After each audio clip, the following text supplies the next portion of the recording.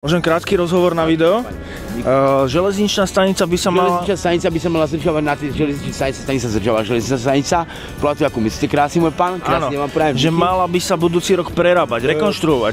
Či máte nejaké očakávanie od toho? Očakávanie od doby, proste, keď budem musieť a môcť prispieť, keď budú pýtať od mňa na to, aby som prispel mojimi, čo mám, čím ja platím vlastnými, tak prispiem už len kvôli tomu, ale v prvom rade musí vedieť, na akom základe chcú meniť moju hlavnú stanicu, železnú stanicu. A prečo kvôli čomu, áno. A niečo konkrétne, čo vám tu vadí, čo by sa malo zlepšiť? Mne tu nevadí nikto nič, mne tu nevadilo v živote nič, ani mi to nebude vadiť, proste, lebo ja som šťastný za to, že som a za to, že žijem a za to, že ste vy.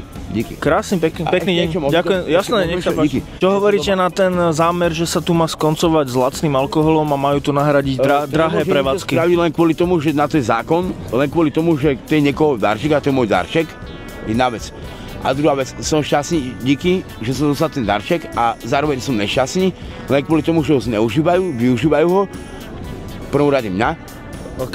Nevedomky toho, že musím platiť všetkým s týmto, čo im platím, musím bez predstavky. Mám vyše 30 rokov, na budúci rok 31.7.1986 som sa narodil, v lete, mám 40 rokov, to je milénium, počúvate ma dobre. Som slobodný. No to ešte nemáte 40. Princ Kráľ som Don Corleone, Al Pacino, Al Capone, Don Corleone, bielý Don Corleone.